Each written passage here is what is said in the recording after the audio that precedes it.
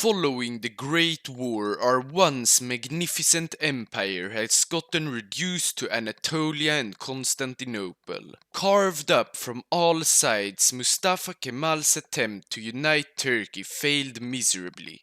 Calling us the sick man of Europe is an understatement. And our rampant debt to the Entente and the British is keeping us far away from any industrial reforms. At least our Sultanate is still our figurehead with our parliament leading the country.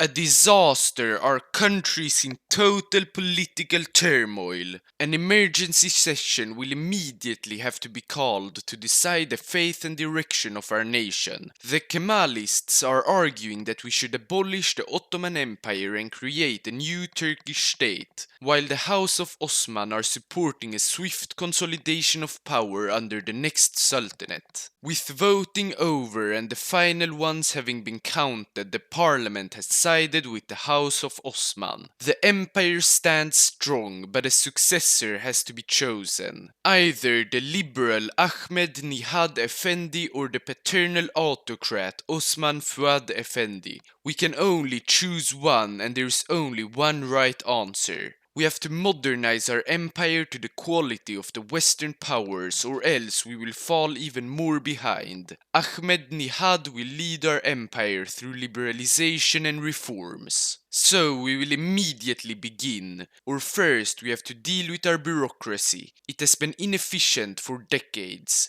We will make it easier to deal with it and hire competent and loyal bureaucrats. Our last Sultanate tried to liberalize our empire to an extent, but it isn't enough. We will finish his reforms so we can begin with new ones immediately. For example, reforming our banking system to stabilize our currency and to decentralize our rule away from Constantinople to ensure greater representation among our people. But our reforms are unpopular, especially among conservatives and nationalists. We will need the support of our whole nation in our future reforms. We must show them that we can and will unite our former empire. And what better way to fuel our revanchism than to remilitarize Istanbul? Our small army of 93,000 men marched into Constantinople. The restoration of our former glory has begun. With the population on our side, we can begin with the most important reform yet. We will rewrite the constitution to make it modern and decisive. But the Greeks, our eternal rival, seeing our remilitarization of Constantinople, immediately declared war. This is it. We need to win this war or forever be doomed to humiliation. Our militaries are about the same size, but they have a greater development. The constitution will have to wait. We must quickly develop our military. Due to supply problems, we have taken a more defensive stance on our bigger front. In Constantinople, the Greeks tried to enter the city, but with last stand they couldn't budge us. An offensive against the Greeks will be difficult. The terrain favors the defenders, so we will wait until our military development has increased before trying one. But while we waited, we received support from the Albanian Protectorate, who have lost all of northern Epirus to the Greeks. Sadly, the combination of war and a major financial crisis has hit our economy, which is now on its way down. 20 days later, our military is on par with the Greek. It is time to kick them out of our homeland. With the help of the Albanians and our small air force, we broke through the Greek defenses in Thrace and managed to encircle one of their divisions. While we crushed it, they sent in reinforcements and we had to retreat back a bit. Meanwhile, on our main front, the Greeks have received volunteers from Armenia and Georgia who have started to push our forces back. Hopefully our defenses will hold them back while we train 3 cavalry divisions who will exploit openings in Thrace. To finance our military and not to destroy our economy, we have sadly begun austerity programs. Another 30 days later, our untrained cavalry are deployed. The Greeks have filled the gaps, but they are taking massive attritional damage, bleeding their equipment. So we attacked once again, and this time we continued to Neapoli. They managed to reinforce the city just in the right time, but because they were unorganized, we still managed to enter it. Two Greek divisions are now encircled and we easily crush them. Finally, we can restore order in eastern Thrace and reintegrate it into our empire. With almost 35,000 Greeks killed, their army is having a terrible time.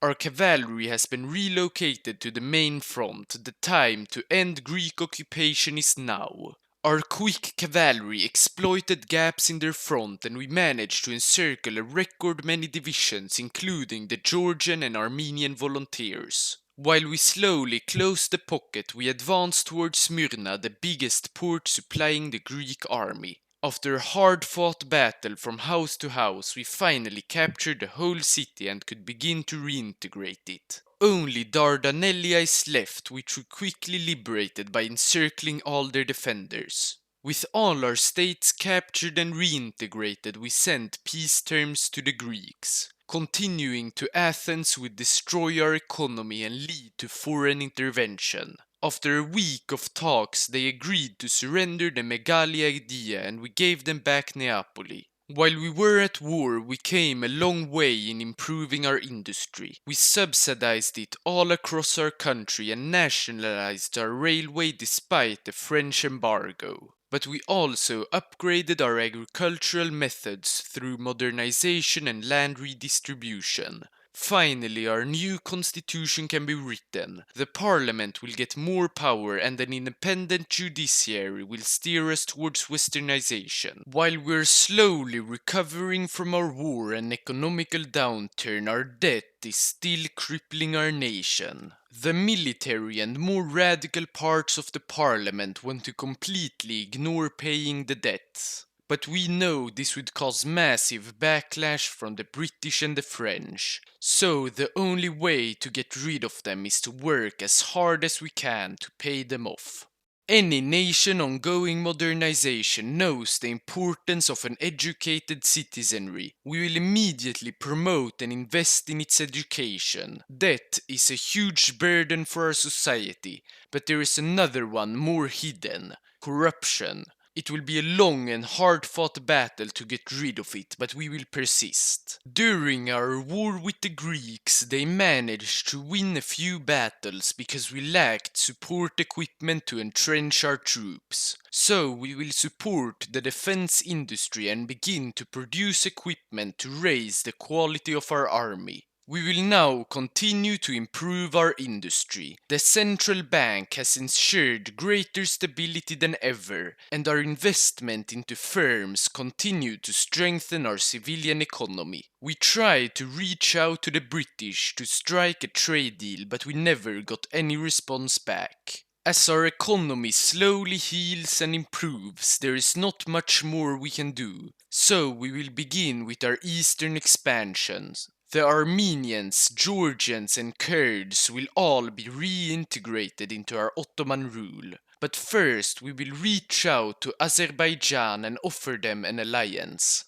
They gladly accepted. Together with them we will destroy the Armenians from two sides. We began our attack in the south of Trabzon. They fought violently and always kept reinforcing once we were close to capturing the mountain. Finally, they retreated in their most southern tile and we could march in, also capturing the mountain. Meanwhile, our Azeri allies have been doing great progress. With the mountain captured, we can assault Trabzon. It was much easier than our last offensive, and once we captured it, we could continue along the Black Sea. They had garrisons in Rize, but we turned south towards Karin instead. Once we had entered the city, we had encircled 6 Armenian divisions. It took a long time to defeat them, but we learned a lot from their brave defenses, and we can finally say we have a high-level military development. With more than half the Armenian army destroyed, we will link up with Azerbaijan and end their suffering. We marched around their divisions towards Yerevan. Together with the Azeri military, we entered it and forced them to surrender. We partitioned Armenia, everything west of Yerevan to us and everything east to Azerbaijan. We can now strike Kurdistan. With new divisions getting trained, the war won't be difficult. After only a week of fighting, we had encircled almost their whole army and captured Ahmed, their capital. After another week, we captured their second city, Eli, and they surrendered. While we defeated the Armenians and Kurds, we invested into a steel company and provided extra funding towards a university. All this and our prior investment has pulled us into a new age of prosperity. But we still aren't done in the Caucasus. Georgia is left. This mountainous region will grant them heavy defensive capabilities. We began our offensive and only managed to capture one tile. After that we took a pause and regrouped. Instead we began our next offensive in the east. This one was a bit more successful since once we broke through we could advance a bit more and capture a second tile. This meant we could encircle a part of their divisions. With them destroyed, we have the perfect opportunity to assault Tbilisi. We arrived from the south, but they were expecting us and could defend the city while inflicting huge damages to our side. But as we focused our forces on the region, they had begun a counterattack in Armenia. But we easily relocated our troops and pushed them back again, using the opportunity to almost split their country in two. While we failed, they had to reinforce the front with a big part of their Tbilisi defenses, meaning we could strike the city. After only 2 weeks, we managed to enter it and kick out the Georgians. But now any further pushes have to be over a river and up a mountain, basically impossible. Luckily we have a plan. With total naval superiority in the Black Sea we launched a naval invasion. Landing in Batium and encircling Sochi led to a total collapse of the Georgians and they quickly surrendered. All our eastern corps are now reintegrated and we established the puppet regime in Georgia. Only the Europeans in the south are left. While we fight or make deals with them, we will begin to implement a multi-party system to turn us into a parliamentary democracy. The Italians are currently losing a war against the German Valkist Reich. We demanded the territory and 25 days later we got a response. It seems they haven't accepted, so to war we go. We acted quickly, advancing and capturing the open island of Rhodes and began to assault the smaller nearby islands. With Rhodes captured, the whole Italian army is getting supplied from one single port in Lycia, and it isn't well defended. Or at least we thought. It took more than half our army to enter the city and capture the port. But with it captured, we have encircled 11 Italian divisions. We destroyed 2 of them in the west and continued to the eastern pocket. It was as easy, we only had to reorganize our divisions for some time and then we crushed them. The Italians are destroyed and we sent them peace terms, which they gladly accepted. Now only France is left to kick out of Anatolia. We sent them our demands, but they didn't accept either. We have to hurry and kick them out before the French army arrives in Syria.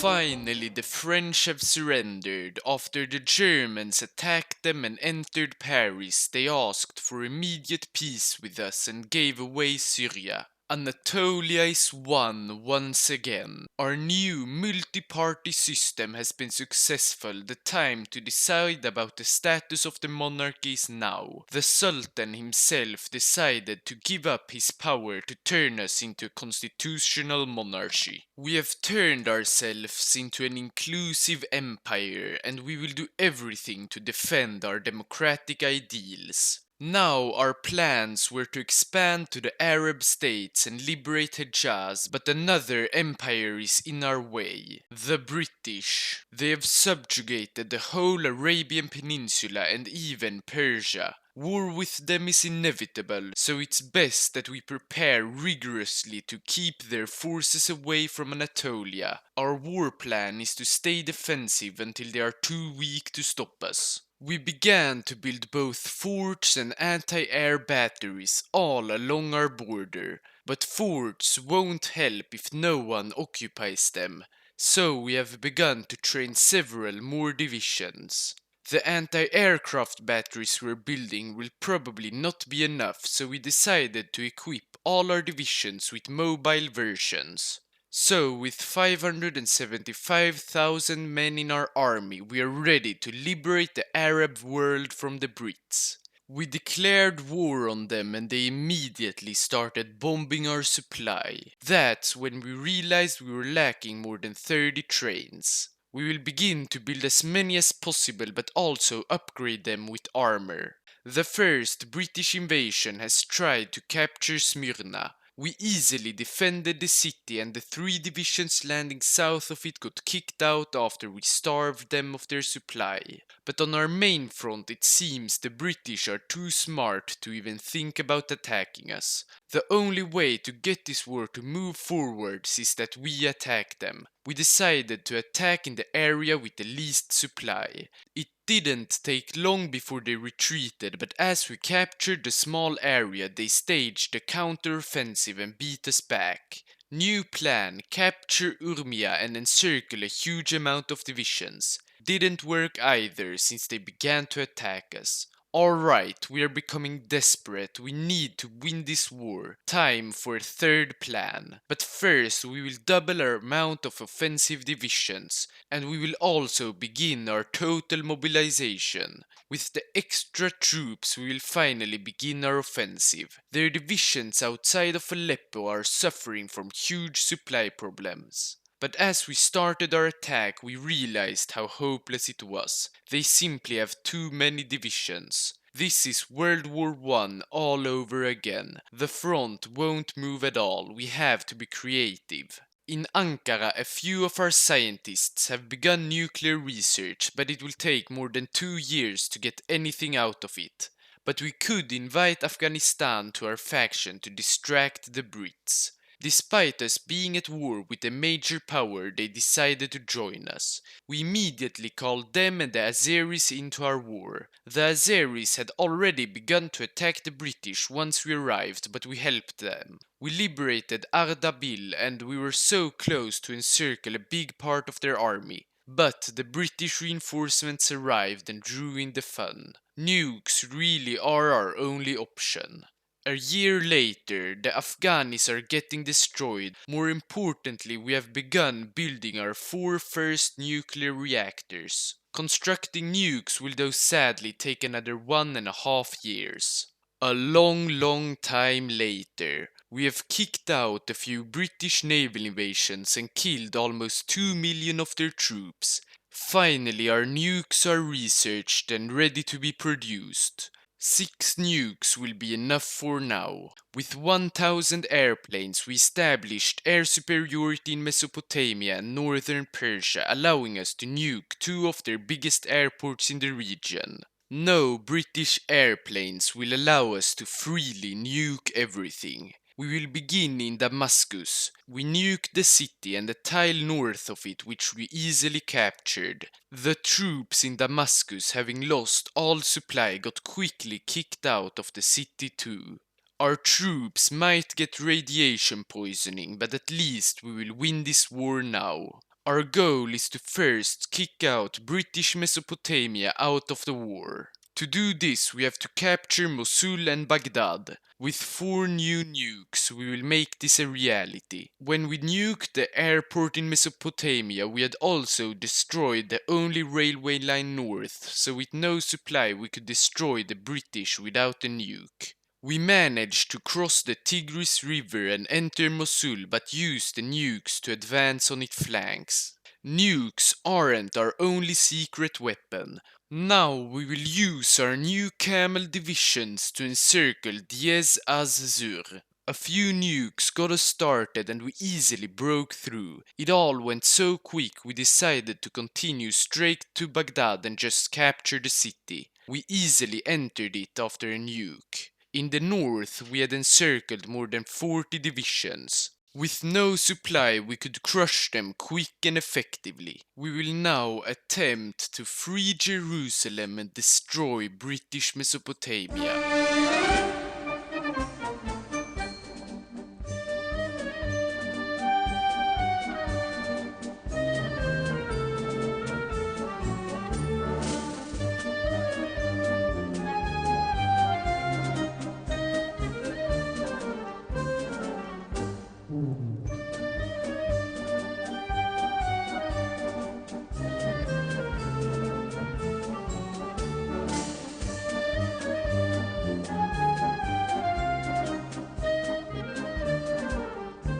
They have recaptured Mosul and Tel Aviv, but we will win this war. All adults serve. We will stockpile a lot of nukes now and then destroy them in one sweeping offensive.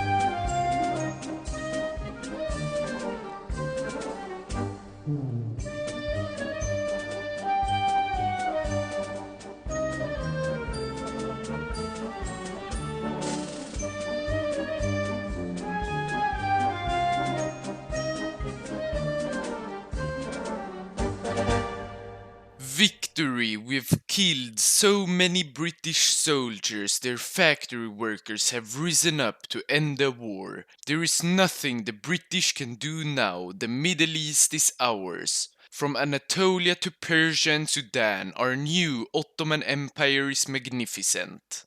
Thanks so much for watching and see you in the next video.